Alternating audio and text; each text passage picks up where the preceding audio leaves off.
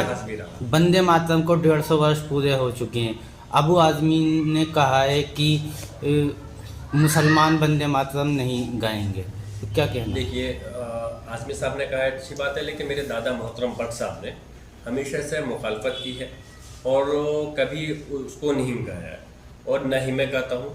मैं भी इस चीज़ को कहता हूँ, और मैं इस चीज़ से कोई मेरी देशभक्ति पर उंगली नहीं उठा सकता, और न ही मैं किसी को सफाई देने के लिए बैठा हूँ कि मैं कितना बड़ा देशभक्त हूँ। ये तो हमारे लोगों ने कुर्बानियाँ दी हैं, हमारे बुजुर्गों ने, वो जानते हैं कि पूरा देश नहीं, पूरी दुनिया जानती है हमारी कौम के इतिहास के बारे में। और जहाँ तक आप जो आपने वर्ड कहा है, रही बात जनगण मनगण, हमारे देश का राष्ट्रगान है, हम सम्मान भी करते हैं और हम खड़े होकर के हम दिल से गाते भी हैं, लेकिन वो राष्ट्रगान नहीं है, राष्ट्रगीत है। और उसके लिए हमें कोई बाध्य, कोई हमें नहीं कर सकता, कोई हमें बाउंड नहीं कर सकता कि हम उसको गाएं। वो हमारी उसकी कारण ये है कि उसमें मज़हब की प्रति ऐसा वर्ड इस्तेमाल होता है जो कि हमारी मज़हब के ख़िलाफ़ है, क्योंकि हम एक अल्लाह की इबादत करते हैं, इसलिए हम किसी दूसरी जगह को सजदा नहीं कर सकते। हम इस देश की धरती से मोहब्बत करते हैं, प्यार करते हैं और इसके प्रति वफादार हैं। हम इसकी इबादत नहीं कर सकते, ये हमारा मज़हब है और हमारे ये संवैधानिक अधिकार है हमारा।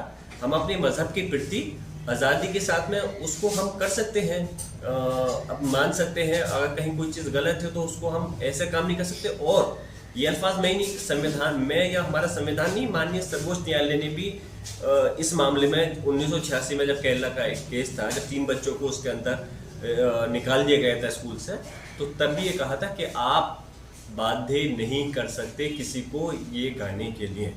हम अपने देश और राष्ट्रगान के प्रति अलग बात है इस चीज़ के लिए, इसमें क्योंकि हमारे मज़हब से मुतालिक अल्फाज गलत है, इस वजह से हम उसके को नहीं गा सकते हैं, ना ही हम उसके गाने के लिए कह सकते हैं, और ना ही कोई हमें बाध्य कर सकता है कि आप उसको गाना पड़ेगा। हम राष्ट्रगान के प्रति वफादार हैं, जनगण मन के लिए उसके लिए हमेशा रहेंगे और अपने देश के लिए। लेकिन जब राष्ट्रगान एक हो सकता तो राष्ट्रगीत एक क्यों नहीं? उस राष्ट्रगान के अंदर ऐसा अल्फाज नहीं है ना, जो मेरा मतलब है, जो आपने कहा कि राष्ट्रगान हो सकता है तो राष्ट्रगीत पे क्यों नहीं?